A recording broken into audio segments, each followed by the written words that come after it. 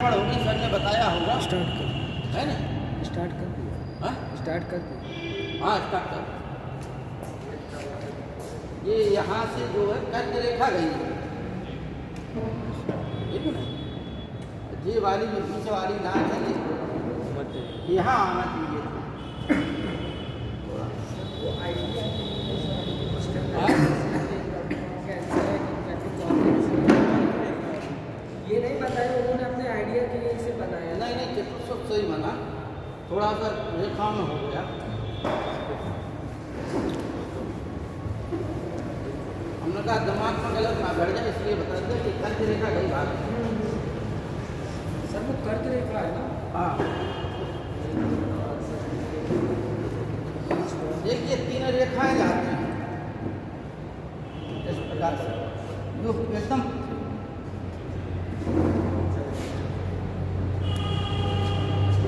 बीच से जाए वो 0 डिग्री है ना? और 90 इधर है, 90 इधर है, 90 डिग्री ऊपर, 90 180 हो गया। 23.5 डिग्री पर जो गई है रेखा कर्क रेखा उत्तरी ध्रुव को, 23.5 को दक्षिण हो गई, वो मकर रेखा हो गई, ठीक है ना? फिर 66.5 पर है, 66.5 पर नीचे।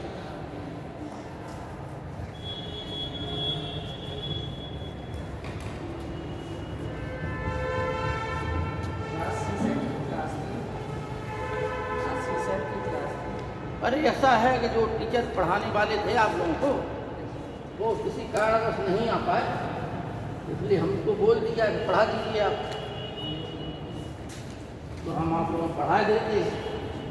क्या पढ़ाई? इतिहास की कोई समस्या हो तो बताइए, पहले हम आपको कोई ऐसी जटिल चीज जो आप लोगों को किसी को समझ में ना आती हो या समझना चाहते हैं, समझ में भी आ रही हो लेकिन फिर भी आप उससे जो है सुनना चाहते हैं कि ये चीज़ अच्छी है। किसी विद्यार्थी के मन में सब्जेक्ट पढ़ता है तो हर सब्जेक्ट के प्रति कुछ ना कुछ जो है दुविधा बनी रहती है। ऐसी दुविधापूर्ण स्थिति, या मान लो ऐतिहासिक विषय न मान के चलिए, और भी तमाम चीज़ें हैं, या तैयारी के संबंध में हो कोई बात। सर सबसे बड़ी प्रॉब्लम आती है तिथि याद करना। हाँ, तिथि मतलब तारीख याद करना, जैसे कौन सा यूनिट कब हुआ था, जैसे क्या किस सन में क्या, ये सब याद। देखिए हाँ बिल्कुल सही है। इतिहास में सबसे बड़ी समस्या होती है सन की। यदि आप घटनाओं का क्रम याद रख लें तो सन भी याद हो जाए। इस सन में कौन सी घटना घटी, तो ठीक है ना, घटना का जैसे गांधी एवं समझौता है, ठीक। या हम आपको उदाहरण दे रहे हैं 1919 का, समझना बात। 1919 में कौन सी घटनाएं घटी? जलियांवाला बाग और ढोलक। मॉन्टेगू चम्सफोर्ड सुधार आया, ठीक। सर मार्टेगो 1909 में आया था शायद। हाँ? मालूम है। भाई ये कह रहे हैं कि 1909 में मॉन्टेगू चम्सफोर्ड सुधार आया था। मालूम है। हाँ? ठीक है, तुम्हें अपनी बात काट रहा है।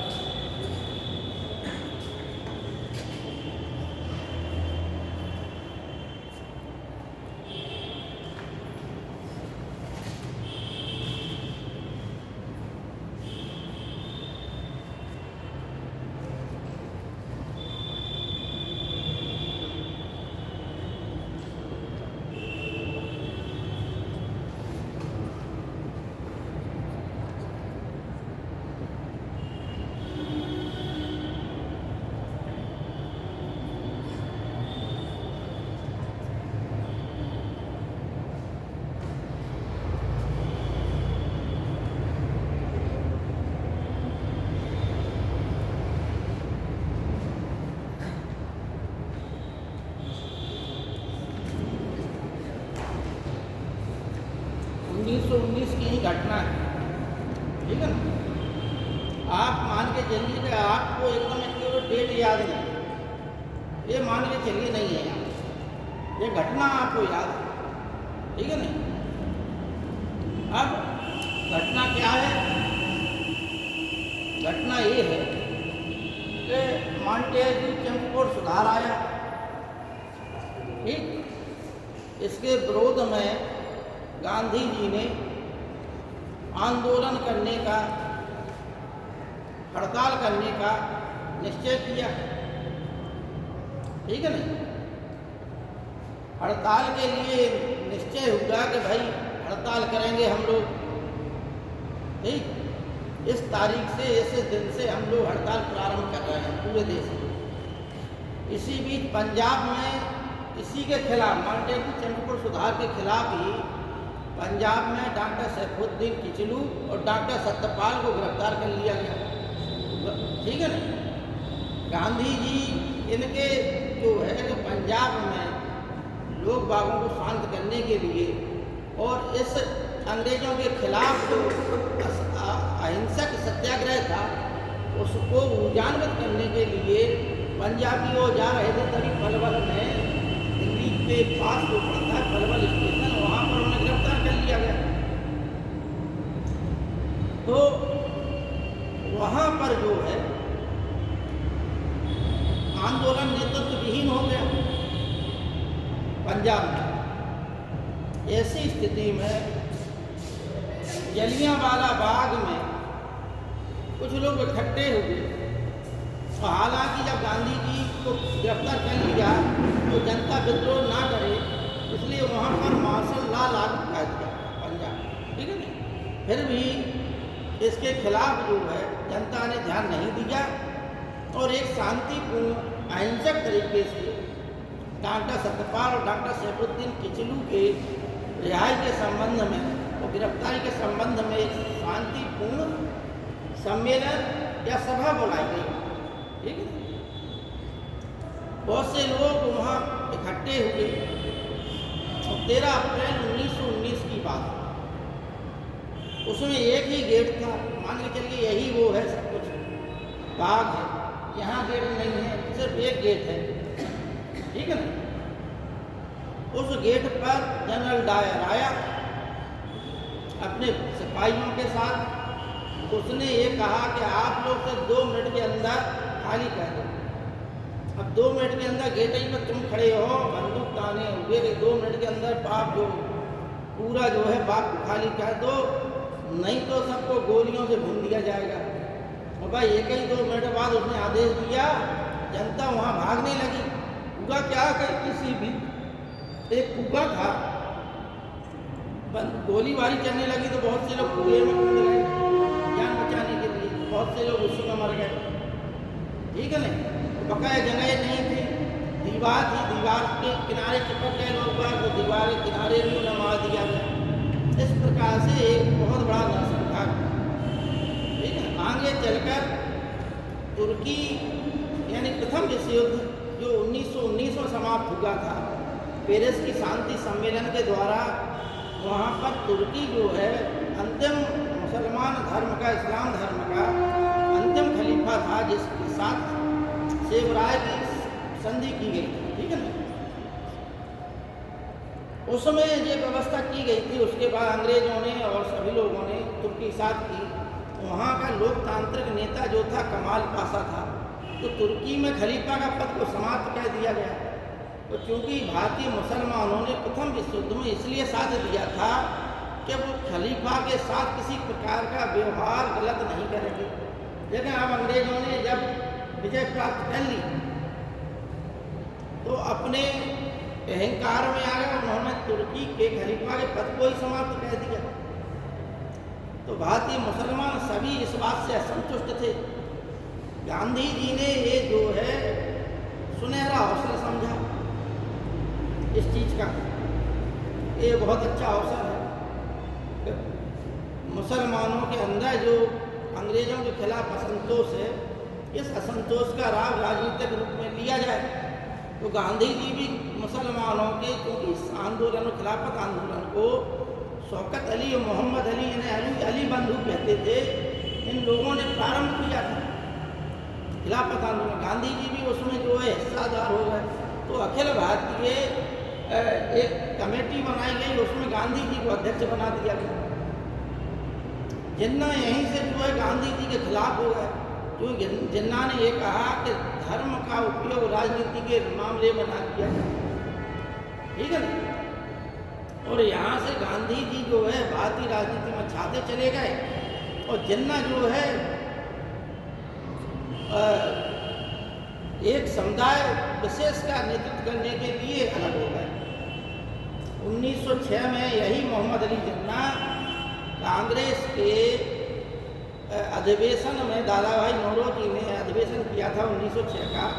उस समय दादा भाई नौरोजी के सचिव के रूप में इन्होंने काम किया था, और एक राष्ट्रवादी हिंदू मुस्लिम एकता के पक्षधर मोहम्मद अली जिन्ना थे। लेकिन जब जो है इन चीज़ों का कांग्रेस में उन्हें महत्व नहीं दिया गया, तो धीमे धीमे करके जिन्ना जो है सांप्रदायवादी सोच के, ठीक है ना भाई, उस व्यक्ति को उस प्रकार का विषय मिला नहीं। गांधी जी जब आ गए राष्ट्रीय आंदोलन में, तो अन्य लोगों का प्रभाव जो है, जो जैसे मान लो कि मोदी जी जब तक राष्ट्रीय राजनीति में नहीं आए थे, तब तक आडवाणी, मुरली मनोहर जोशी, तमाम जो नेता बीजेपी में छाए हुए थे। तो जैसे ही मोदी जी आए और अमित शाह की जोड़ी आई, उसी समय जो है, उसी समय से ये लोगों की राजनीति खत्म हो गई क्या नहीं हो गई? सामने उदाहरण है। ठीक इसी प्रकार की घटना उस समय हुई। गांधी जी जैसे ही आए भारतीय राजनीति में और खिलाफत आंदोलन में भाग लिया। खिलाफत आंदोलन के पश्चात ही इसी के तहत उन्होंने असहयोग आंदोलन प्रारंभ कर दिया, और ये भी नारा दिया कि हम एक वर्ष में देश को स्वराज प्रदान करा देंगे। अब समझ में आ गई घटना। अगर कहानी याद है आपको, घटना याद है आपको, तो आप अपने आप कॉमन सेंस पे भी कौन सी घटना पहले घटी, कौन सी बाद में घटी, एक कॉमन सेंस भी स्थापित होता है। ठीक, अगर आपको एक्यूरेट नहीं है, लेकिन इतनी याद है कि इस घटना के बाद वो घटना घटी, तो भी आप इसको कर सकते हैं। बिल्कुल सरल विधि बता। दांडी मार्च और साइमन कमीशन किस में? इसके बाद ये भी आ नहीं, किस में सर ये पूछा गया था कि गाय में पूछा गया था। UPTCS को। हाँ हाँ हाँ, क्या पूछा? 2021 हाँ 24 अक्टूबर 20 अक्टूबर 2021 में 24 को हुआ था PCS तो का। आज़ादी का अमृत महोत्सव मनाया जा रहा, इस संबंध में पूछा होगा। नहीं सर, ये पूछा गया था शायद सीरियल में बताना था उसको। हाँ पहले से बाद में हाँ ऐसा कुछ था सर, कि दांडी मार्च भी था, साइमन कमीशन भी था, कुछ और भी थे उसमें ग्रुप में। तो अगर डेट याद होती तो एग्जैक्टली तो शायद हो जाता, या फिर कहानी नहीं, आप घटना बताया। देखिए आज दांडी मार्च बताया, साइमन कमीशन बताया। हाँ सर दो याद नहीं। अब जब तक आप पूरा याद नहीं आएगा हम कैसे बता लेंगे भाई। दांडी मार्च जो है 12 मार्च 1930 को साबरमती आश्रम से महात्मा गांधी ने अपने 78 चुने हुए अनुयायियों के साथ में एक यात्रा की, ठीक है ना। और 6 अप्रैल 1930 को दांडी नामक स्थान पर, जो नौसारी जिला में पड़ता है, ये भी सवेरे सर्विसेज में आया कि जिले में पड़ता है, तो नौसारी जिले के दांडी नामक स्थान पर समुद्र तट के किनारे एक मुट्ठी नमक उठाकर उन्होंने नमक कानून तोड़ा, और उसी के साथ अपना अवज्ञा आंदोलन प्रारंभ हो गया, ठीक है ना। साइमन कमीशन की स्थापना जो है 1927 में हुई थी, और 6 फरवरी शायद बता रहे 6 फरवरी, अब एक्यूरेट ध्यान नहीं है, 1928 को यह बम्बई के तट पर उतरा था पहली बार। इसके बाद इसने मतलब भारत में कुल 3 यात्राएं की, और इसका विरोध यही था, उद्देश्य बहुत अच्छा था। विरोध इसलिए हुआ कि इसमें एक भी भारतीय सदस्य ये था ही। अब भाई कहाँ 1928, 1930, अब घटनाएं जब अलग अलग सन की हैं, एक ही सन की घटनाएं तो वहाँ पर डेट की जरूरत पड़ती है, ठीक है ना। डेट के साथ हम स्थान भी पूछता है, हाँ?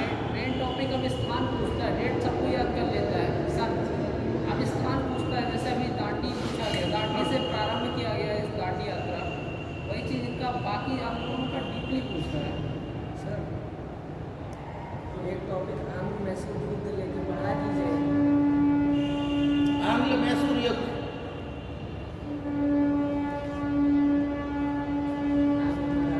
छोटा है तो आंध्र मराठा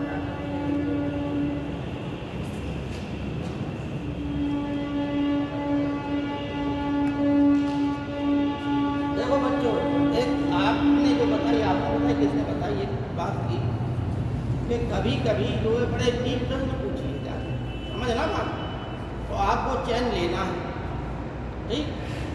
तो पहली विधि है कि आप जो सामान्य क्वेश्चन है, मतलब जो आपको भी आ रहा है, दूसरे को भी आ रहा है, सबको आ रहा है, जो किताब में लिखा हुआ है, किताब में मिल रहा है, ठीक। सामान्य किताब में जो जनरली किताब है उसमें मिल रहा है, कोई भी खोल के देख लीजिए आप, चाहे घटना चक्र के इतिहास के नोट्स देख लो, हैं, या S.K. पांडे के देख लो, या फिर किरण स्पेक्ट्रम देख लो, ये मतलब जो आती हैं, या परीक्षा पाणी का देख लो, परीक्षा मंथन का देख लो, ये सब किताबियाँ टाइप की जो आती हैं उनमें वो सब चीज़ें मिल जाती हैं। जो सब में मिल रही है वो क्वेश्चन आपका गलत नहीं होना चाहिए। एक चीज़ जो ज़्यादा डीप आ रहा है उसके लिए आपको जो ऑथेंटिक किताबें हैं, कम से कम 20-25 किताबें हैं, उन किताबों का आपको एक एक पेज पढ़ना पड़ेगा, ठीक है ना। सिलेक्शन की विधि ये है कि जैसे हमने किरण कुमार थपलियाल की सिंधु घाटी सप्ताह बताया, ठीक। हमने भी मतलब 16 मेंस दिए, 5 जो है इंटरव्यू दिए सिविल के, ठीक। तो ये था कि भाई कुछ टॉपिक हम जो है मजबूत करके जाते थे, कुछ कमज़ोर हैं तो कुछ इतने मजबूत हैं कि भाई अगर इस क्षेत्र में आया तो हम उठा के पटक देंगे इस क्वेश्चन को, कहीं से भी पूछ लो तो उतना आपको कुछ टॉपिक पे मजबूत होके जाना।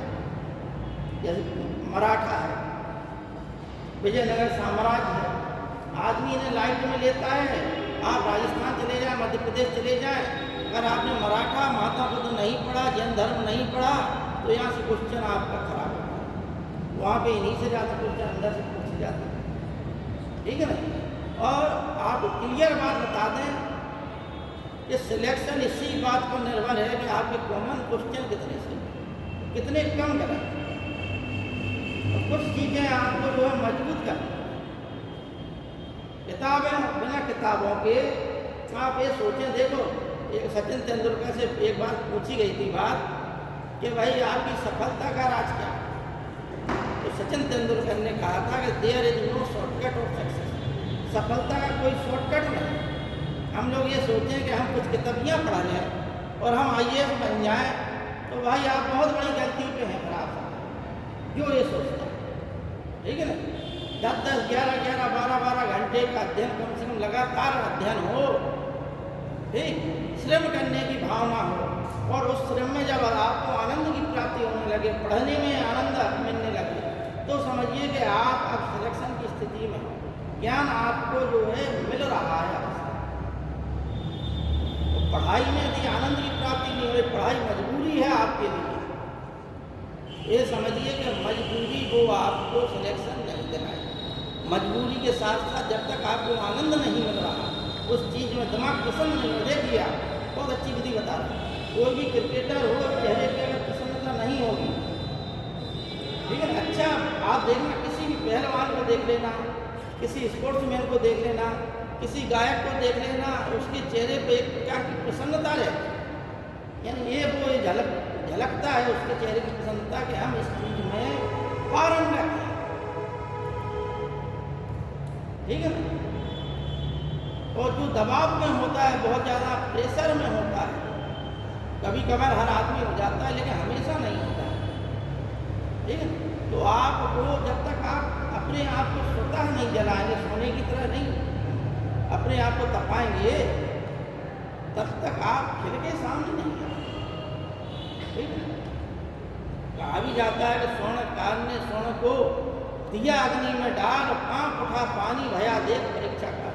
तो परीक्षा काल वो भयानक चीज है, भयंकर चीज है कि हमारे आगे सामने बैठा हुआ था दिन रात भयंकर मेहनत करने वाला, देखा हमने तो उसने क्या लिखा कि क्वेश्चन ही बोले जो भारत के प्रथम राष्ट्रपति कौन थे, उसने राधा कृष्णन को लगा दिया।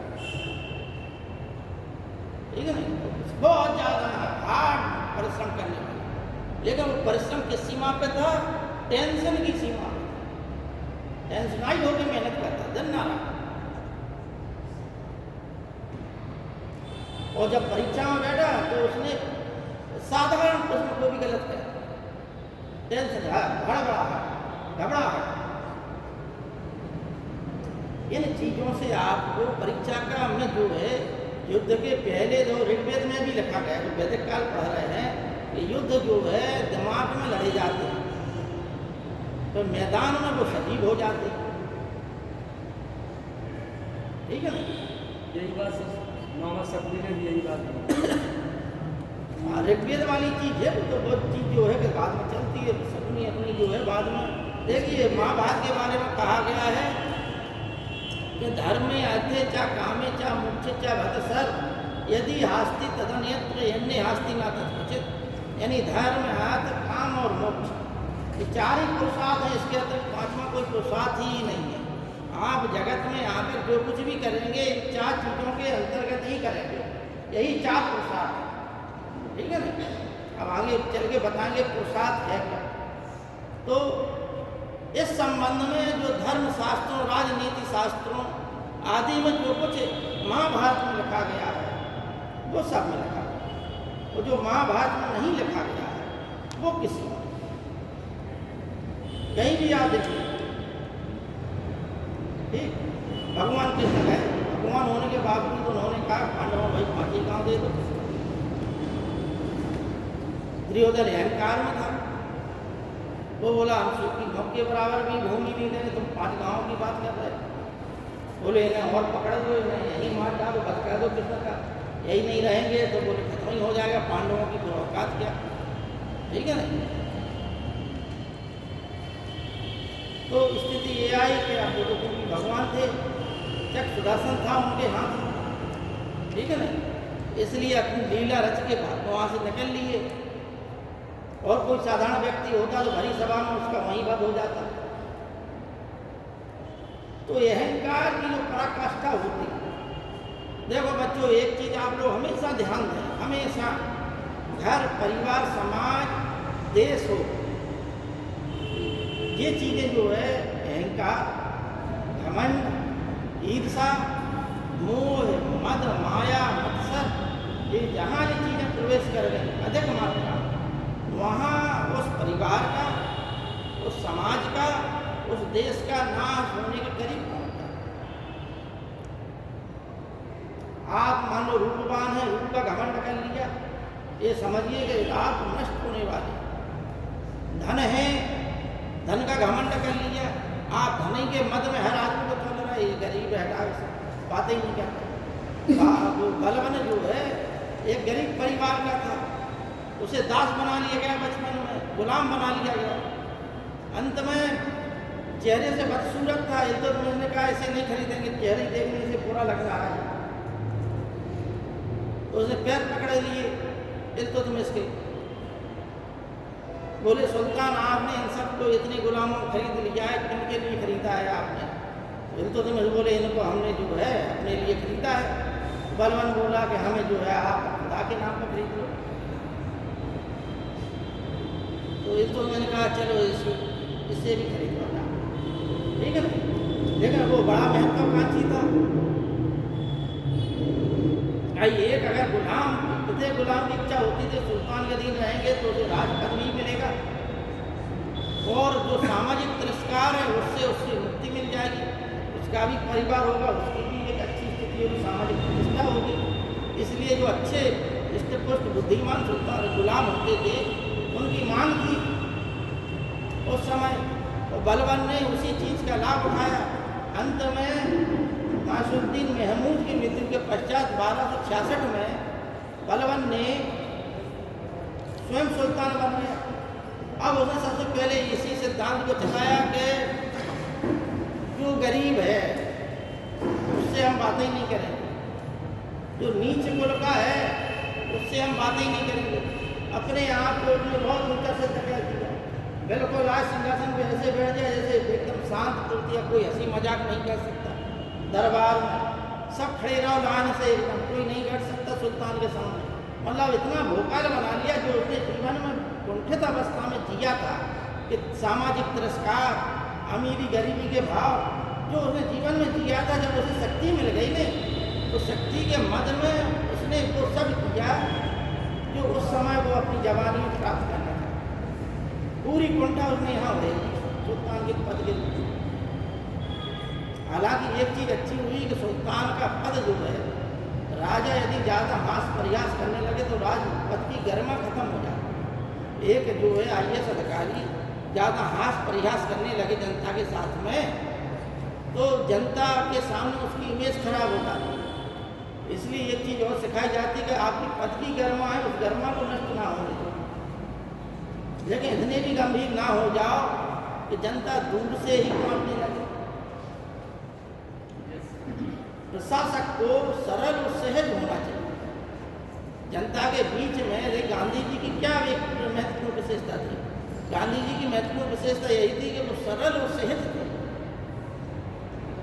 इसलिए जनता ने उसे स्वीकार कर लिया कि हमारे में से एक। ठीक, और कोई प्रश्न हो तो बताइए आपको।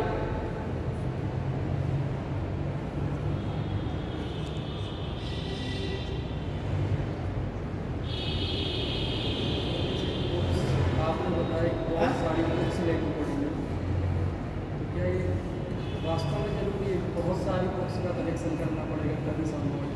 यही तो हम बता रहे हैं आप लोगों में। एक क्या आप अपने टॉपिक पे आइए, हाँ? ये टॉपिक पे आइए, टॉपिक पे आइए। आप कुछ पढ़ाई कीजिए, सीखा हो ये तो बाद में कोई मोटिवेशनल बातें क्या है? मोटिवेशनल बातें उससे बाद में होता है, इससे पहले टॉपिक पढ़ा दीजिए। नहीं तो समस्या तो आप ही लोगों की, मान लो एक पूछ रहा आप पूछिए, सबसे पूछने के लिए कहा जाता है। यदि मान लो कोई समस्या तो पूछिए, आप विदाउट टॉपिक है, लेकिन अगर समस्या नहीं है तो हम पे टॉपिक पढ़ाते हैं। अब जैसे टॉपिक तो ये है नहीं, आंग्ल में युद्ध, इसने लड़के ने पूछा है तो आंग्ल में से युद्ध 4 हुए। पहली बात यह है कि आंग्ल में से युद्ध किन किन के बीच हुए? तो जो हैदराबाद का जो था सुल्तान राजा हैदर अली, और हैदर अली की मृत्यु के पश्चात जो है उसका पुत्र टीपू सुल्तान बना। इसके और अंग्रेजों के बीच 4 युद्ध हुए। उन 4 युद्धों को ही हम सम्मिलित रूप से आंग्ल मैसूर युद्ध कहते हैं। जैसे अंग्रेजों और फ्रांसीसियों के बीच युद्ध हुए तो वो 3 युद्ध हुए, आंग्ल मैसूर युद्ध हो गए, और फ्रांसीसियों बीच हुए उन्हें आंग्ल कर्नाटक युद्ध कहते हैं। ठीक है, उसी पे आंग्ल मराठा युद्ध हो, आंग्ल सिख युद्ध होते हैं। आंग्ल सिख युद्ध 2 हुए, आंग्ल मराठा युद्ध 3 हुए। इस प्रकार से है। देखिए आंग्ल मैसूर युद्ध फर्स्ट, सेकेंड, थर्ड और फोर्थ। देखो बच्चों एक चीज़ और बता दें, कई सालों का अध्ययन है, एकदम क्लियर बात बता, ठीक है ना, कि कुछ बच्चे 1-2 बच्चे, मान लो 100 खान की भीड़ में 1-2 बच्चे जो हैं 1-2 दिन के लिए ही आते हैं, और इसलिए आते हैं कि वो टीचर का परीक्षण करना चाहते हैं। ठीक है ना, अभी पिछले ही बैच में एक कोई आया विद्यार्थी, उसने कहा सर हमें संस्कार बता दो, ये बता दो, वो बता दो। ठीक है ना, तो भाई अब मान के चलिए टॉपिक जो पढ़ाया जा रहा है, पूरा इतिहास हमने पढ़ाया है और पुनः पुनः पढ़ाते हैं। ठीक है ना, और बताने का हमारा धर्म है। पढ़ा हम कोई चीज़ रहे और पूछा आप कोई चीज़ रहे हो, विषयांतराल हो जाता है। और हमने पढ़ाई सब चीज़ें हैं, जो लोग नियमित रूप से आए हैं वो ये नहीं कह सकते कि सर जी ये चीज़ नहीं पढ़ाई। जो चीज़ नहीं भी पढ़ाने वाले थे वो भी चीज़ें हमने इतनी डीपली पढ़ाई कि वो भी जानते हैं कि ये इतिहास के अंदर की चीज़ थी, लेकिन जो है छोटे रूप में थी, हमें जो अच्छे रूप से पढ़ा दी। ठीक है ना। होता क्या कि आप एक दिन के लिए आए, आपने अपना जो है परीक्षण करके आप चल दिए, अरे डेली आए। तमाम लड़कों को हमने देखा है, टीचर से भेजबाजी कहते हैं, बाद में चाट समोसा बेचते हैं और फिर उसी टीचर को दुआ सलाम कहते हैं। ठीक है। सहज और सरल बनिए, जितना सहज और सरल बनेंगे, यकीन मानिए उतनी जल्दी ही आपको सफलता मिलेगी। किसी भी मतलब विद्यार्थी के जो होगा, सरल होगा जितना और सहज होगा जितना, और अगर आप मान लो विद्यार्थी जीवन में भी अगर आपने अहंकार ओढ़ लिया तो भाई सफलता बहुत दूर हो जाएगी। मिल भी जाएगी तो आप एक अच्छे सामाजिक जीवन नहीं जी पाए, ना ही प्रशासन क्षेत्र में आपको अन्य लोगों का सहयोग। आपको सबसे पहली प्राथमिकता है आपको सरल बनना।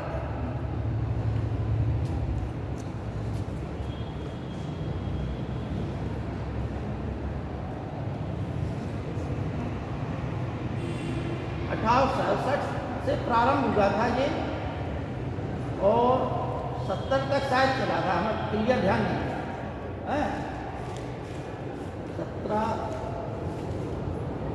1780 से 82,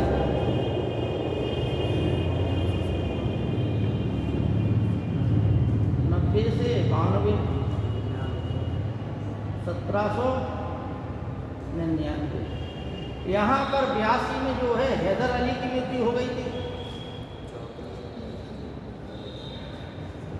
ठीक है ना। और ये 84 तक चला था टोटल युद्ध। और 90 से 92 तक ये टीपू सुल्तान या श्रीरंगपट्टनम की संधि हो गई थी 92 में।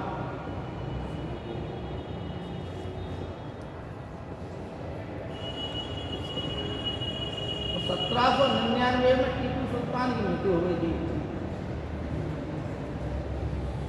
लेकिन इसमें क्या था कि अंग्रेज थे,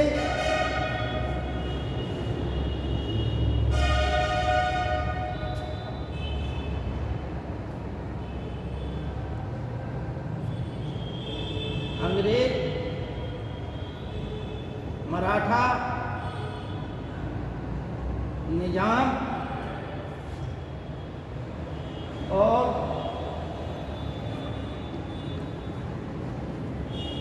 हैदर अली और टीपू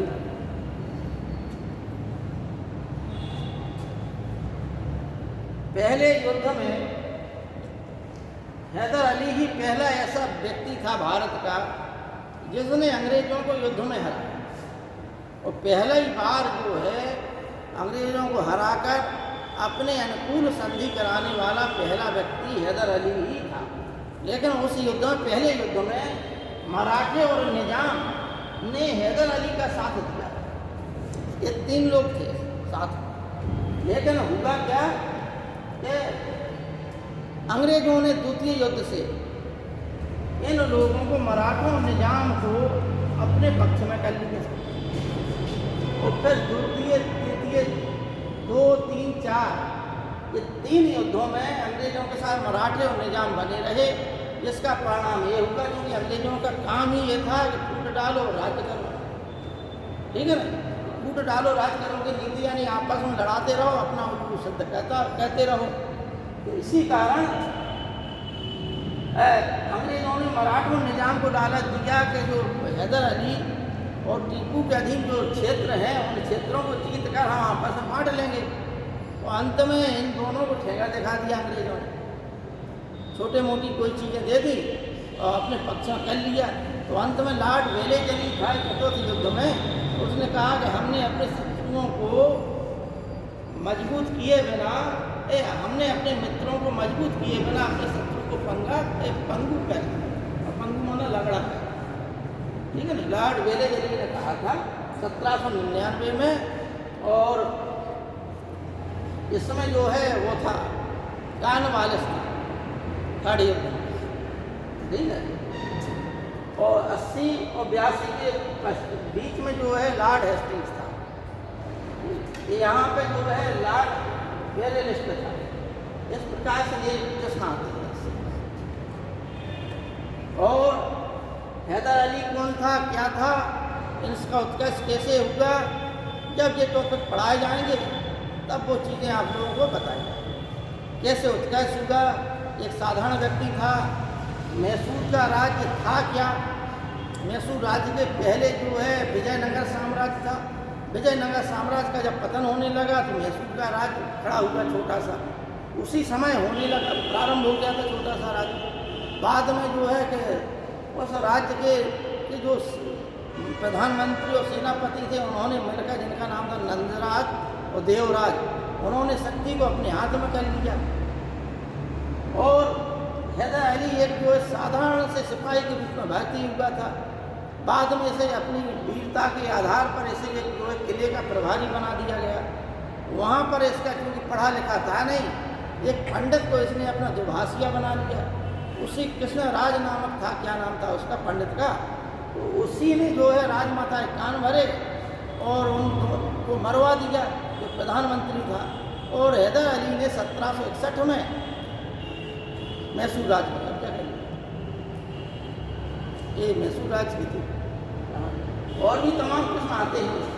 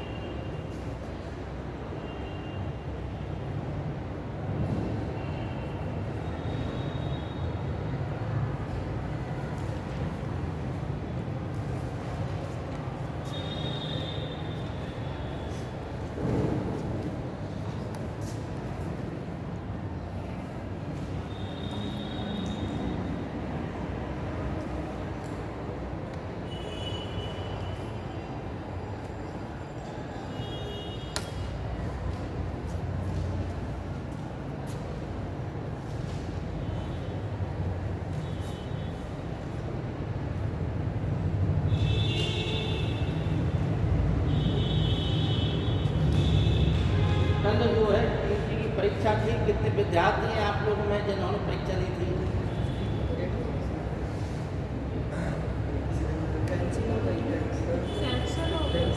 हाँ, कैंसिल हो गई थी। हैं? क्या है बेटा? देखिए, हमने तो आपको बता दें कि 1999 से हमने कंपटीशन प्रारंभ कर दिया। 96 का ग्रेजुएशन है हमारा। तब जो है उम्र नहीं थी हमारी कि हम फार्म भर सकें, ठीक है ना। लेकिन जो है कि जो चीज़ें हमने देखी वो ये था कि रेलवे में 100% प्लेसमेंट था बिहार के रेल मंत्री, ठीक है ना। बिहार में नौकरी लेना है, रेल में नौकरी लेना आपकी अपनी योग्यता को नहीं। योग्यता यही थी कि आप अगर रेल मंत्री के करीबी हैं तो आपकी रेल की नौकरी करते हैं। हमारे एक मित्र हैं खरे, अजय खरे नाम है, उनके जीजा रेलवे में थे। तो रेल अधिकारियों ने सोचा कि हम ये नौकरी जो है अपने रिश्तेदारों को दे दें, तो जो कमीशन है वो 2.5 लाख रुपए का कमीशन उनका बन गया होगा। उसी ने बताई हमें बात। तो पूरा हो गया, लेकिन रात में रेल मंत्री जी की लिस्ट आ गई और जो लोग थे पहले से उनके नाम हटा दिए गए और उन लोगों के नाम कह दिए गए जो रेल मंत्री सिलेक्ट हो गए। ठीक, खरे साहब आज तक बेरोजगार है, ना ब्याह हुआ ना कुछ हुआ। खूब तैयारी की है, लेकिन तैयारी के उस दौर में जब वैकेंसी 2-4 निकलती थी और रिश्वतखोरी हरामखोरी का बोलबाला था, खरे साहब आज की ये। अब आप ये कहिए कि कुछ चीज़ें अच्छी हो रही, क्या हो रही?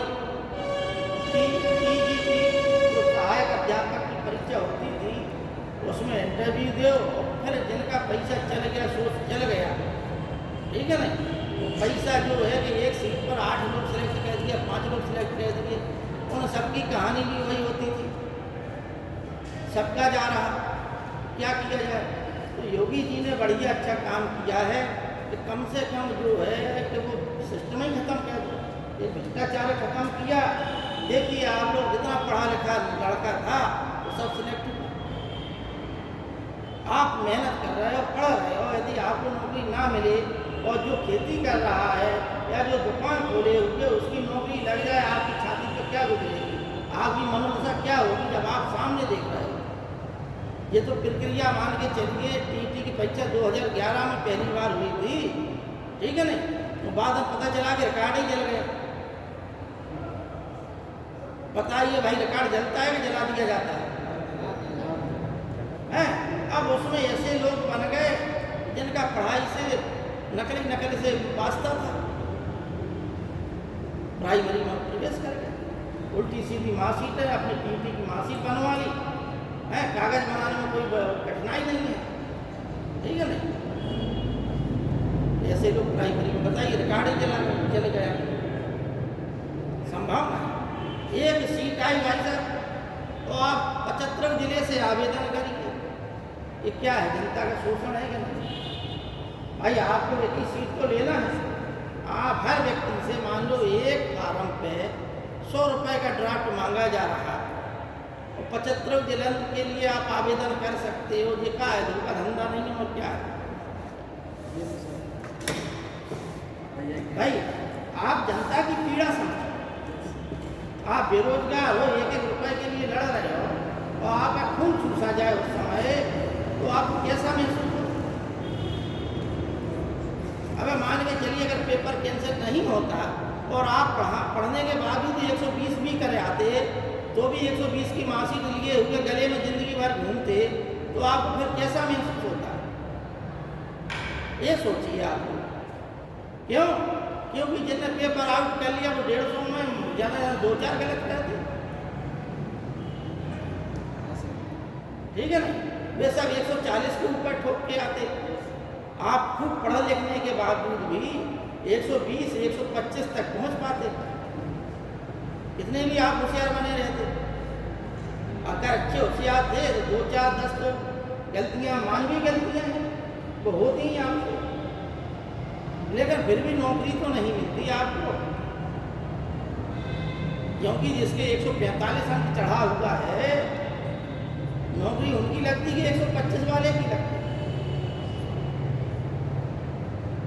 अगर मान लो कि अभी तक हर परीक्षा के ज़्यादातर के होते रहे, ठीक है नहीं, हम नाम नहीं ले रहा, अगर आप लोग पूछना है पूरा इतिहास तो हम पूरा इतिहास ही बता देंगे, ठीक। जिसको पूछना है मन में बड़ी उत्कंठा हो, हम इलाहाबाद में भी रहे, सब पूरी प्रक्रिया हम जानते हैं, जो परीक्षाएं जब से हुई हैं, हम सब परीक्षाओं के बारे में जानते हैं, कहाँ क्या होगा, ठीक है नहीं।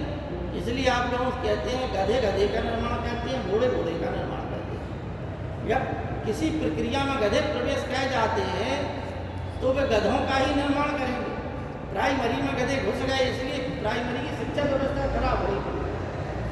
सर अगर दोष देगा हो जो ये सिस्टम चल रहा है, देखिए हम तो ये जानते हैं, हमें इस चीज़ पर ध्यान देना है कि जनता के हित में क्या है, क्या सही। यही सवाल पूछा जाता है कि इसको सही कैसे किया जा सकता है? इसको सही ऐसे किया जाता है कि उस चीज़ को पारदर्शी बना।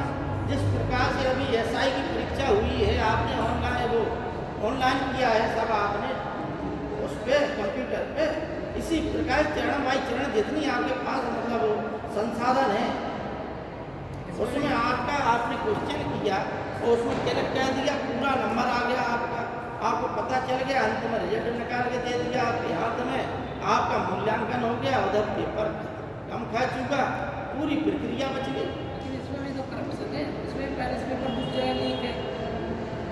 अब बेटा ऐसा है कि वो पोर्टल ने लिखा है, तो देखो एक चीज़ लोकतंत्र के बारे में कहा जाता है, बुराई हर जगह देखी जाती है, लेकिन एक बहुत बड़े विद्वान ने कहा है कि यदि हमें जो है स्वर्ग नहीं मिलता और नरक बचने के साधन हाथ में है तो कम से कम वही अच्छा है हमारे, ठीक है ना। ठीक उसी प्रकार से जहाँ 100% प्लेसमेंट बेईमानों का हो रहा और फिर जो है कि 90-95% लोग अगर पढ़े लिखे सिलेक्ट हो जाए, बहुमत यदि पढ़े लिखों का ज़्यादा हो जाएगा, होशियार लोगों का हो जाएगा, 2-4-5% में अगर मानो प्रवेश भी कर जाए तो पढ़े लिखों को हानि नहीं होने वाली। और 5-10% पढ़े लिखे पहुँच रहे हैं, 90% अगर बेईमान पहुँच रहे हैं तो पूरी सामाजिक व्यवस्था ताना बाना खराब हो जाए। तो प्राइमरी में जो स्थिति हम देख रहे हैं, हम लोग भी प्राइमरी के पढ़े हुए हैं, लेकिन उस समय अध्यापक पढ़ाता था। अब सरकार ने प्रक्रिया इतनी लाती, इतनी अच्छी लाती, लेकिन फिर भी टीचर पढ़ाना नहीं चाहता, ठीक है ना।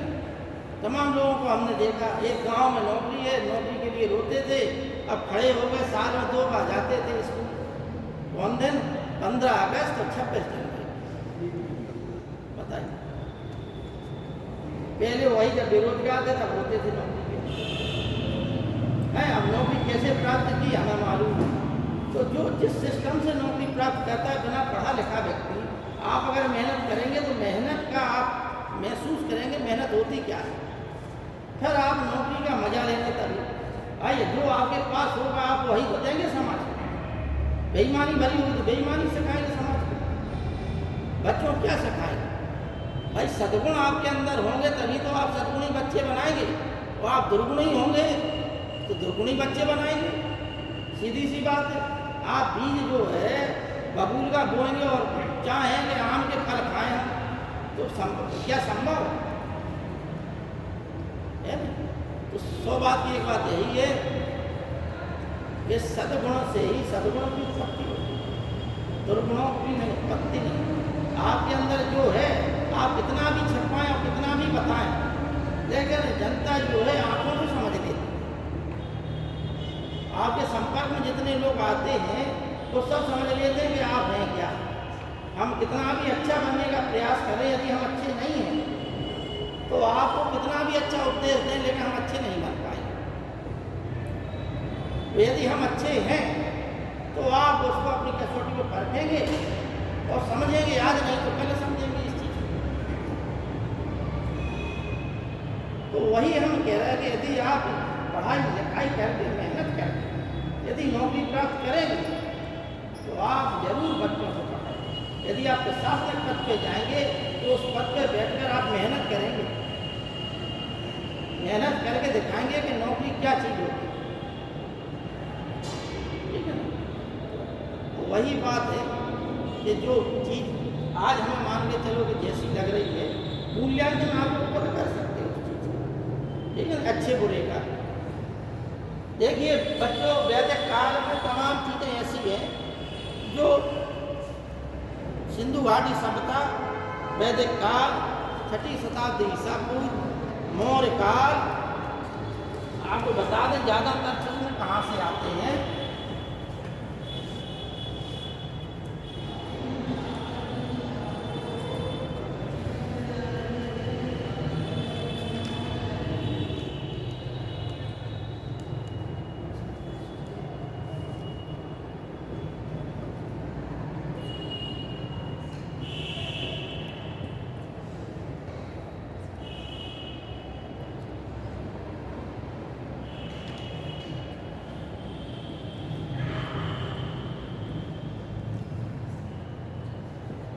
छठी शताब्दी BC का मतलब है कि इस समय 16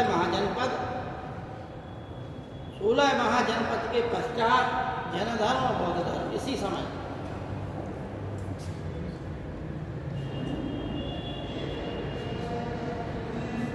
इसके पश्चात मौर्य काल,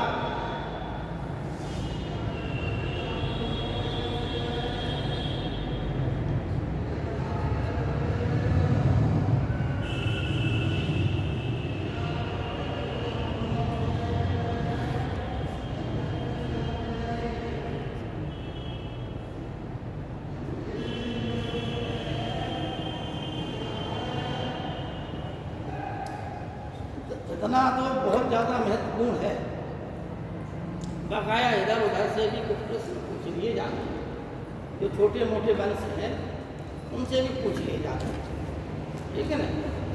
लेकिन जो बड़े बड़े टॉपिक हैं वो बड़े बड़े टॉपिक यही हैं, और जो आपको लखनऊ से टॉपिक ही भेज जाते हैं, ठीक है ना। बाद में जो टॉपिक बच जाते हैं छोटे मोटे, जैसे वो है क्या बोलते हैं, काकटक वंश है, मैत्रक वंश है, और शकों के आक्रमण हैं, हुओं के आक्रमण हैं, ये सब चीज़ें जो है इन्हीं टॉपिकों के अंतर्गत आ जाती है। बाद में और टॉपिक नहीं होते। जैसे गुप्त वंश पढ़ा रहे हैं तो हम जो है कि उनका भी पढ़ लेते हैं कि गणराज्यों का पतन कैसे, ठीक है। गुप्त काल पढ़ रहे हैं तो हम काकटकों के गुप्तों से संबंध को पढ़ लेंगे, ठीक। इसी प्रकार से ये टॉपिक ऐसे हैं कि इनके अंतर्गत हम सब कुछ पढ़ सकते हैं इतिहास का, ठीक। अब बच्चों, हमने चूंकि ऋग्वैदिक काल का बताया था,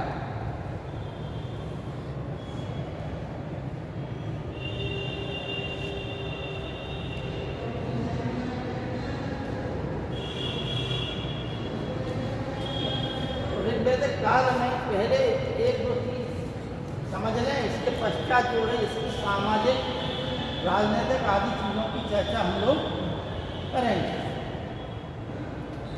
ऋग्वैदिक काल में जो है हमने बताया कि 4 वेद हैं,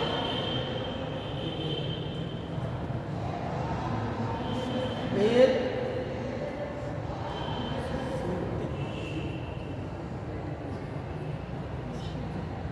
उपनिषद, वेदांग,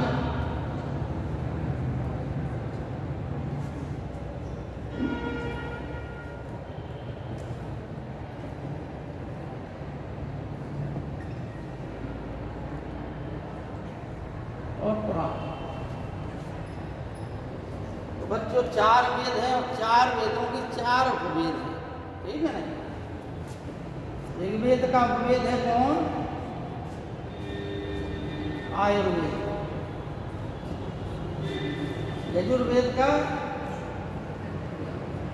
धनुर्वेद, सामवेद का गंधर्व वेद, और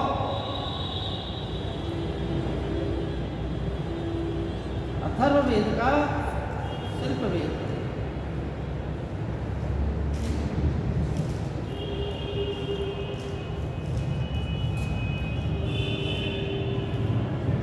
ब्राह्मणों में सबसे बड़ा ब्राह्मण जो है वो है शतपथ ब्राह्मण।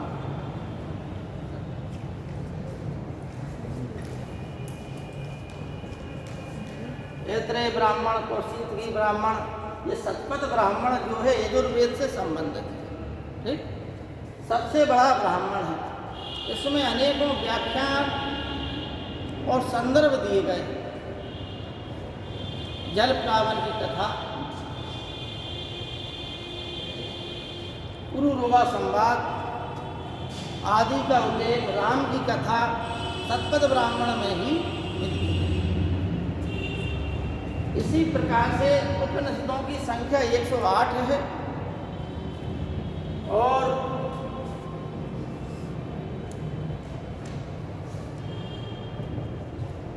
उपनिषद 3 शब्दों से मिलकर बना है। उप धननी धन सर, यानी गुरु के समीप निष्ठा पूर्वक बैठना उपनिषद का मतलब। गुरु के समीप निष्ठा पूर्वक बैठकर जो रहस्यात्मक वेद वेदांत की बातें, आध्यात्म की बातों पर चर्चा करना और सुनना ही उपनिषदों की विषय वस्तु है, ठीक। यानी आध्यात्मिक ज्ञान पर चर्चा, परिचर्चा का विषय जो है किसमें उल्लिखित है? उपनिषद, ठीक। उपनिषदों की टोटल संख्या कितनी है? 108। लेकिन आदि शंकराचार्य ने 10 उपनिषदों पर भाष्य लिखा है, इसलिए वही ही जो है 10 उपनिषद प्रमुख हैं। कौन कौन से हैं? 20 8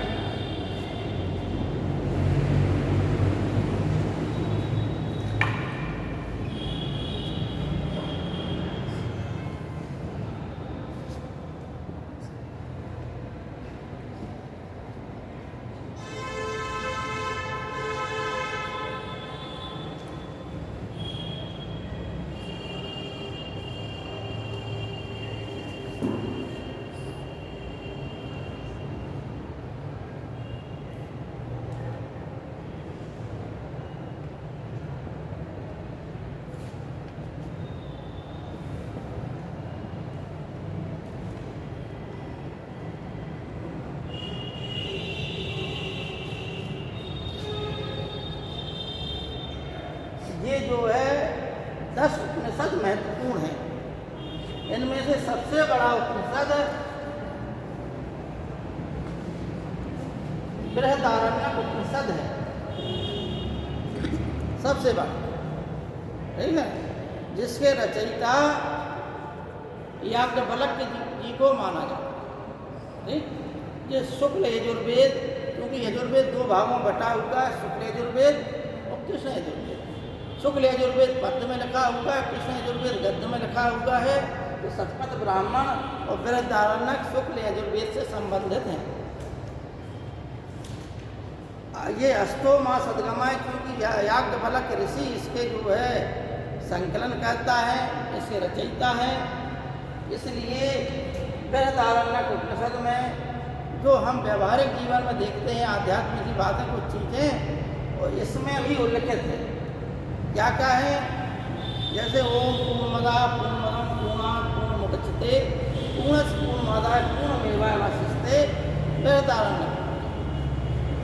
बृहदारण्यक के उपनिषद में है अष्टोमा सदगमय, तमसोमा ज्योतिर्गमय, मृत्योर्मा अमृतम गमय। ये किसमें लिखा है? बृहदारण्यक। ठीक, अब याज्ञवल्क्य जो है जनक, राजा जो जनक थे उनके दरबार में रहते थे। ठीक,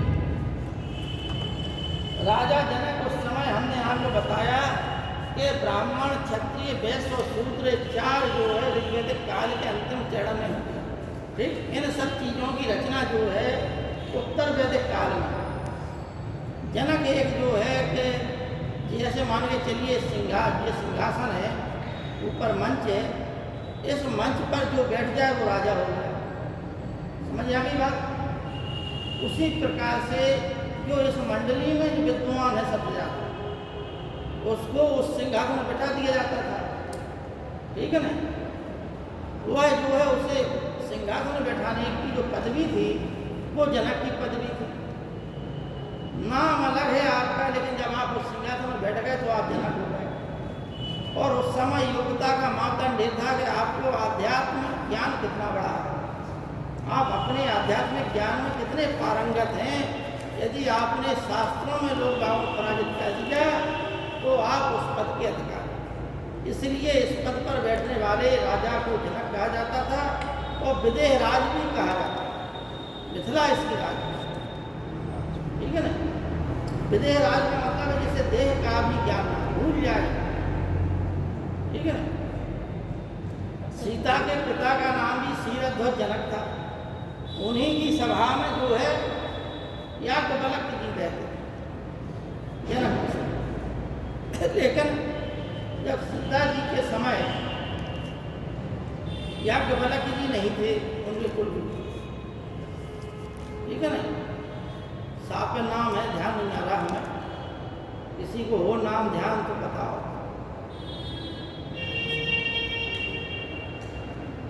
क्या ऐसा क्वेश्चन है? हाँ?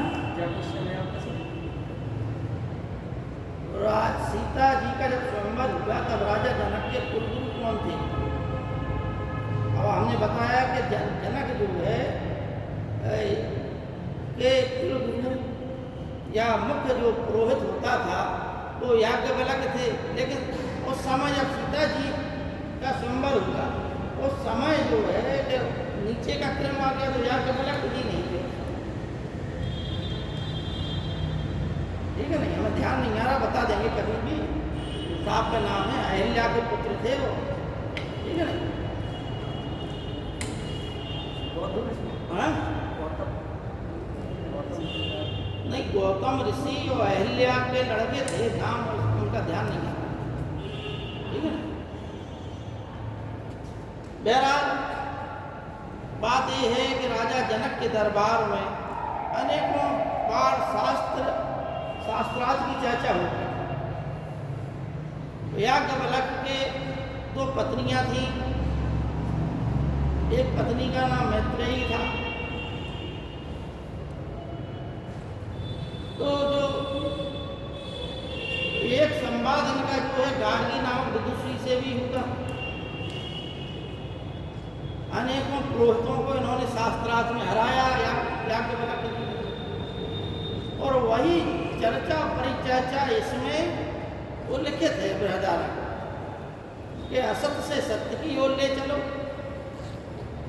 अंधकार से प्रकाश की ओर ले चलो और मृत्यु से अमरता की ओर ले चलो।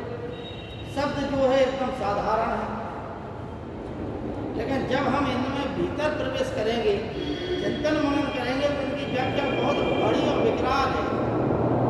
क्योंकि जब तक हम ये नहीं जानेंगे कि असत्य क्या है तो हम सत्य क्या जानेंगे। हम यदि मान लो जन्म और मृत्यु नहीं जानते, इन चीज़ों की व्याख्या भी नहीं कर सकते। भाई जन्म और मृत्यु और अमरता क्या है, ठीक है नहीं।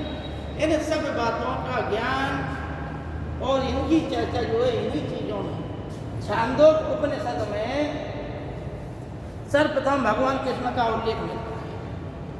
ठीक, यहाँ भगवान कृष्ण को घोर अंगिरस का शिष्य बताया गया, यानी भगवान कृष्ण के जो गुरु थे उनका नाम क्या था? घोर अंगिरस। क्या नाम था? घोर अंगिरस। ठीक, भगवान कृष्ण को देवकी पुत्र कृष्ण कहा गया, देवकी के पुत्र कृष्ण। ठीक, एक चीज हो गई। दूसरी बात कि कृष्ण का उल्लेख है इसमें, घोर अंगिरस का शिष्य बताया गया उन्हें। इस बात की जानकारी किससे मिलती है हमें? छांदोग्य उपनिषद से। छांदोग्य उपनिषद में ही कहा गया है सर्व खल विदम ब्रह्म, यानी जहाँ जो कुछ है सब कुछ ब्रह्म ही है। ठीक, इसी प्रकार से कठोपनिषद के बारे में आपको बताया था हमने एक दिन कि यम और नचिकेता का वर्णन कठोपनिषद में है। इसी प्रकार से मुंडक उपनिषद में सत्यमेव जयते का उल्लेख है। मुंडक उपनिषद में ही यज्ञों की तुलना जो है टूटी हुई नौकाओं के समान की गई है कि यज्ञ टूटी हुई नौकाओं के समान है। और इससे यदि आप ये समझें कि यज्ञ करने से आप भवसागर से पार हो जाएंगे तो आप बहुत बड़ी गलती करें। यानी यज्ञ प्रथा का विरोध यहाँ उपनिषद काल में प्रारंभ हो गया। आपको एक चीज़ और बता दें कि जितने भी उपनिषद हैं, किसी भी उपनिषद में यज्ञ प्रथा का समर्थन नहीं। ठीक है, यज्ञ प्रथा जो उत्तर वैदिक काल की, एक हड़प्पा काल से भी इसके अवशेष प्रारंभ हो गए थे। इस काल में आते आते यह समस्या बहुत विकराल हो गई और दो वर्गों ने, समाज के दो वर्गों का शोषण करना प्रारंभ कर दिया, जिससे सामाजिक जो है क्रांति पैदा हुई। और उसी क्रांति के फलस्वरूप क्या होगा? भारत में 62 संप्रदाय उदय हुए, जिसमें से 6 प्रमुख थे और उसमें से 2 जो है आज तक हम जानते हैं। कौन कौन से? जैन धर्म और बौद्ध धर्म। ठीक है नहीं। तो सर्वप्रथम मुंडक उपनिषद में ही इस बात की चर्चा हुई थी कि यज्ञ जो है टूटी हुई नौका के समान है। यदि हम ये चाहें कि हम भवसागर से पार हो जाएंगे, ये हमारी अपनी गलती है। ठीक है, अब इसके आगे समय देखने पहले कितना होगा, कितने बजे तक चलती क्लास?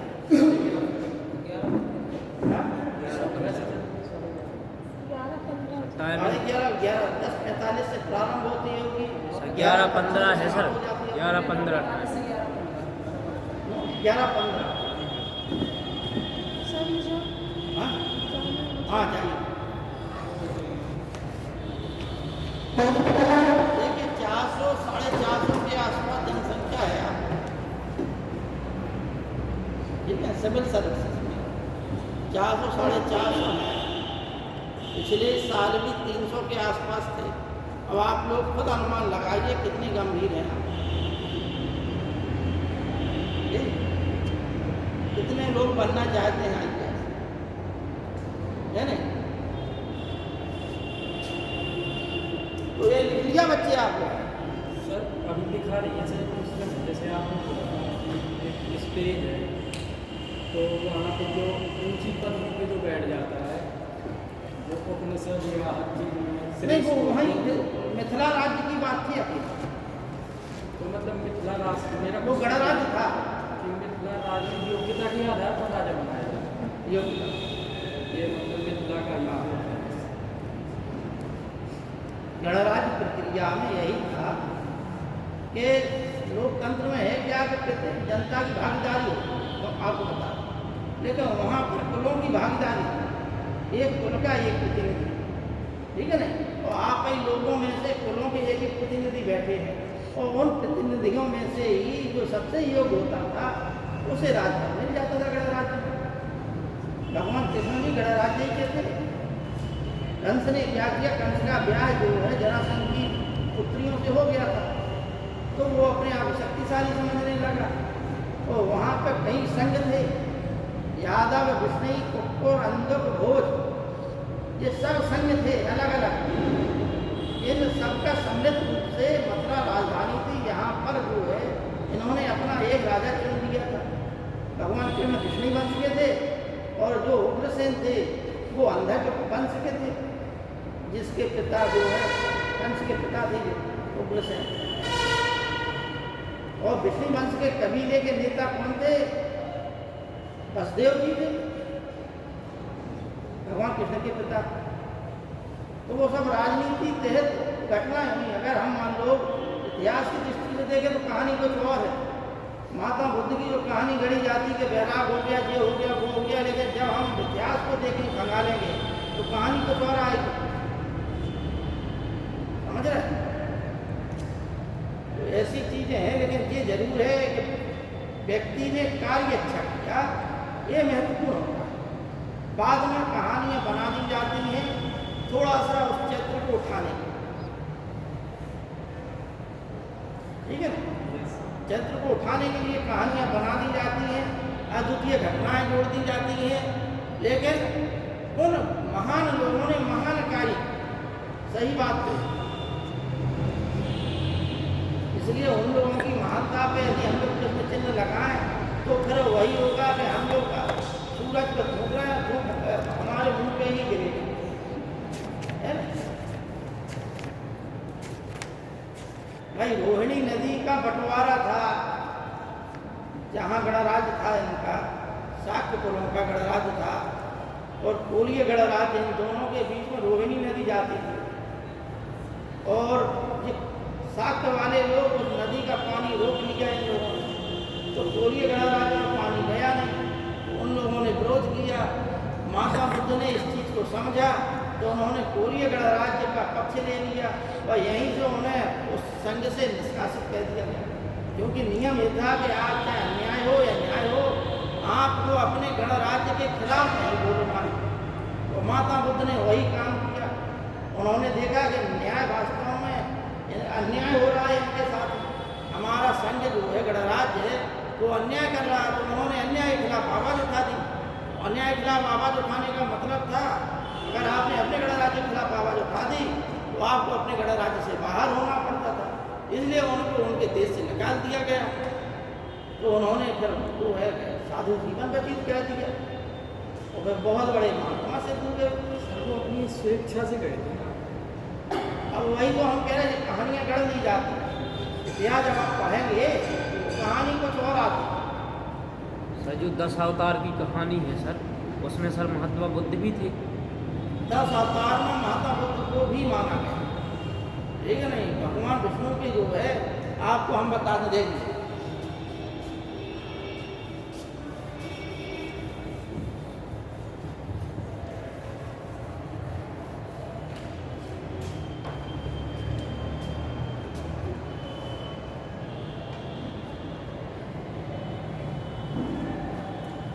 वैदिक काल का सबसे प्राचीन देवता, सबसे पुराना देवता कौन है? देवस, ठीक। इसी को हम यूनान में ज़्यूस कहते हैं, ठीक है ना, समझ लो। इनके पुत्र का क्या नाम है?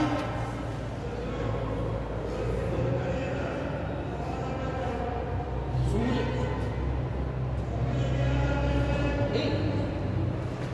सूर्य की पत्नी का क्या नाम है?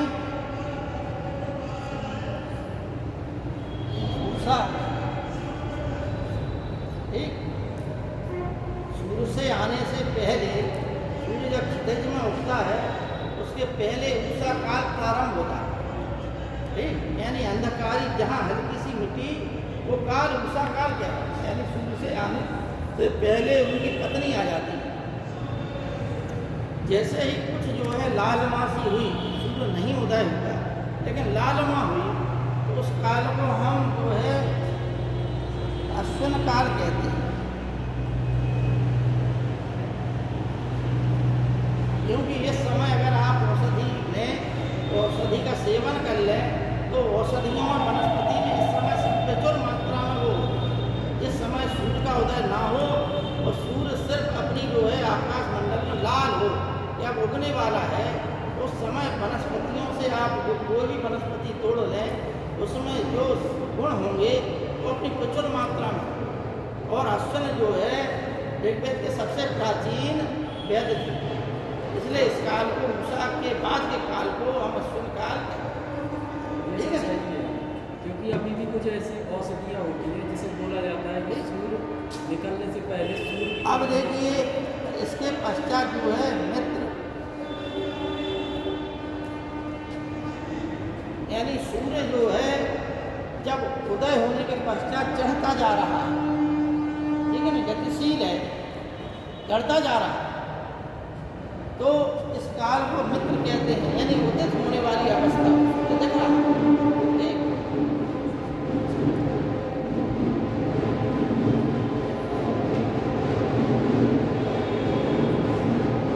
सवित्र या सवित्र, इसे हम सविता भी बोलते हैं।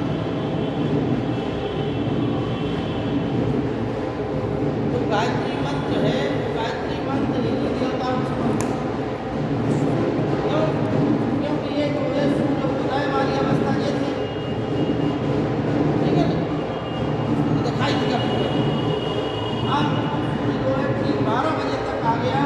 12 बजे की अवस्था, ठीक 12 बजे की अवस्था को ही हम क्या बोलते हैं, समृद्ध। इस समय कोई भी व्यक्ति जो है सब व्यक्ति गतिशील हो जाता है, यानी संसार भर का प्रत्येक जीव जंतु ठीक 12 बजे के आसपास बहुत ज़्यादा गतिशील अवस्था में रहता है। किसी को भी निद्रा विद्रा ये वाली चीज़ें नहीं आती, तो वह अवस्था सभ्यत्र अवस्था इसी के लिए यानी गतिशील अवस्था कहलाती, इसलिए इसको सभ्यत्र कहते हैं, सत्ता कहते हैं। यहीं के लिए गायत्री मंत्र लिखा गया है कि ये देवता जो है हमको भी ऊर्जान्वित करें, हमको भी गति प्रदान करें, ठीक। इनके पश्चात जो अंतिम अवस्था है वो है विष्णु की अवस्था।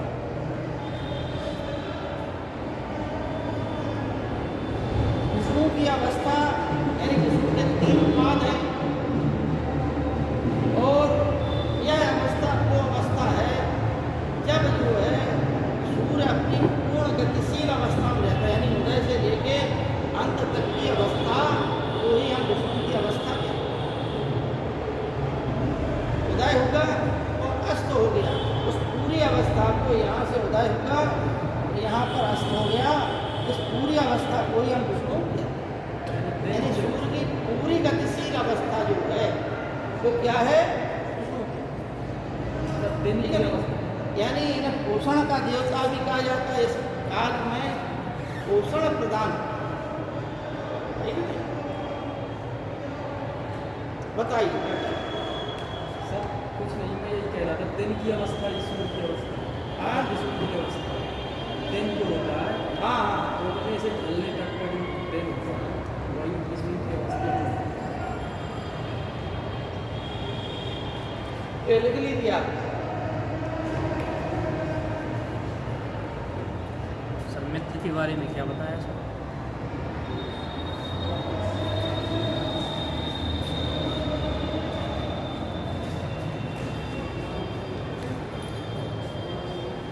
सर मित्र का अर्थ क्या है यहाँ पर सर? देखिए मित्र जो है इनका वरुण के साथ साम है ऋग्वेद, जहाँ जहाँ वरुण है वहाँ वहाँ मित्र, ठीक है, इन दोनों की स्थिति साथ में की गई। लेकिन जब सूर्य जो है उदित हो जाता है आकाश में, तो उदित होने वाली अवस्था, पूर्ण उदित होने वाली अवस्था ही मित्र अवस्था है। और जब लाल सूर्य होता है उस काल को हम क्या है, अश्विन काल कहते हैं। और जब लाल सूर्य नहीं होता है उसके पहले की अवस्था को मूसा काल कहते हैं। यानी सूर्य उदय नहीं होगा, लेकिन ये छटपटाहट हो गई कि अंधेरा छटने लगा। जब अंधेरा अंधकार जाने लगे तो सूर्य का आगमन होने लगे, उस वाली अवस्था को हम जो है अंधेरा छटने वाली अवस्था को ही मूसा काल कहते हैं। सबसे बड़ा देवता इंद्र, जिनके बारे में 250 सूक्त हैं। उसके पश्चात अग्नि, जिनके बारे में 200 सूक्त हैं। फिर है वरुण, फिर है सोम।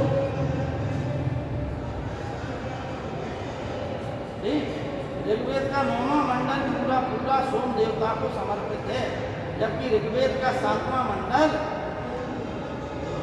क्या है, वरुण देवता के संबंध में कहा। अब ये हमने कुछ महत्वपूर्ण चीज़ें आपको बता दी हैं। अगले टर्न पे कल नहीं मतलब परसों से हमारी क्लासें हैं। उस समय ऋग्वेदिक कालीन सामाजिक स्थिति, राजनीतिक स्थिति, आर्थिक स्थिति और धार्मिक स्थिति पर चर्चा होगी। इन्हीं चीज़ों से आगे हम कुछ और आगे बढ़ते हैं। इतना आप लोगों ने समझ लिया है, लेकिन इसमें आप लोग दो चीज़ें और समझ लें। एक पुराण,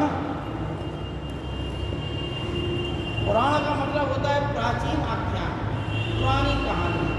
ठीक, इनका संकलन, पुराणों का संकलन उग्र सर्वा, लोमहर्ष और उनके पुत्र उग्र सर्वा ने किया। ठीक, पुराणों की संख्या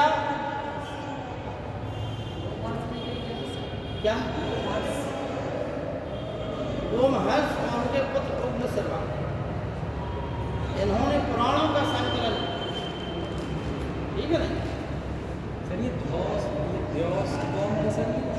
देवता थे सर? देवता सबसे बड़े देवता, सबसे पुराने देवता, बड़े नहीं हम एक बात, सबसे पुराने देवता। यही आप लोग गड़बड़ कर जाते हैं। सबसे बड़ा देवता तो इंद्र है, 250 सूक्त लिखे गए ऋग्वेद में।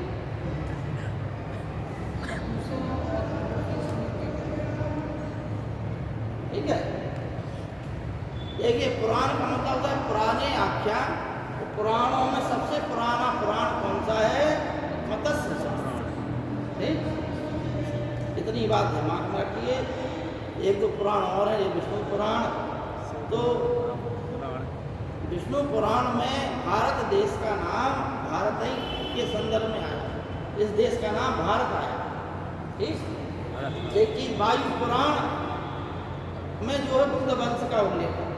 मत्स्य पुराण में सातवाहन वंश का उल्लेख है।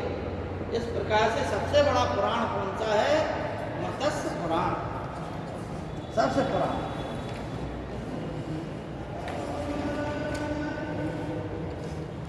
सबसे पुराना और सबसे बड़ा पुराण कौन सा है? मत्स्य पुराण। अब आइए वेदांत। तो वेदांतों की संख्या कितनी है? 6।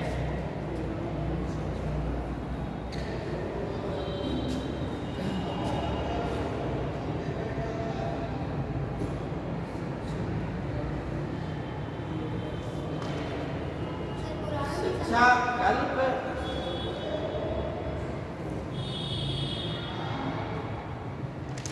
व्याकरण,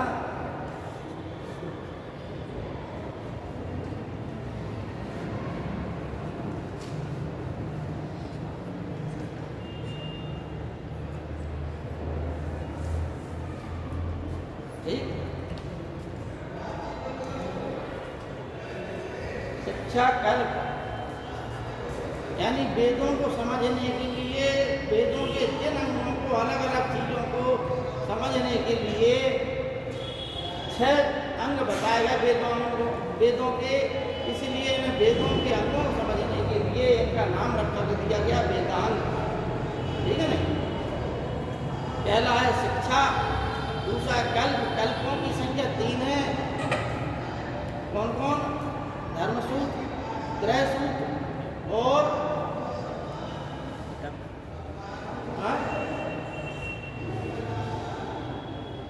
वो यज्ञ सूत्र है, ऐसे कुछ है। ठीक है ना? 3 है। एक में यज्ञों का वर्णन है, एक में गृहस्थ जीवन के संबंध में है और एक में धर्म के संबंध में है, उसे धर्म सूत्र कहते हैं। व्याकरण यानी व्याकरणाचार्य 3 होंगे, प्राचीन, पाणिनि, पतंजलि और सरवर्मन नाम क्या नाम है, कोई नाम, ठीक हम कल बता देंगे। निरुक्त छंद पिंगल मुनि का सबसे पुराना जो छंद सूत्र है, ठीक। यास्क ने निरुक्त की यास्क ने लिखा, ठीक। पिंगल मुनि का सबसे पुराना माना छंद सूत्र, ठीक। और लगध मुनि का सबसे पुराना ज्योतिष माना जाता है।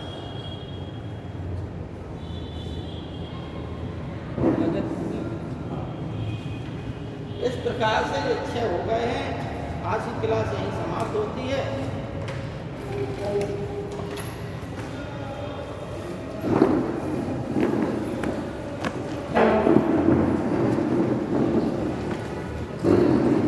ज्योतिष के ऊपर तो पूरा ज्योतिष शास्त्र बन गया है सर। हाँ बेटा, ज्योतिष के ऊपर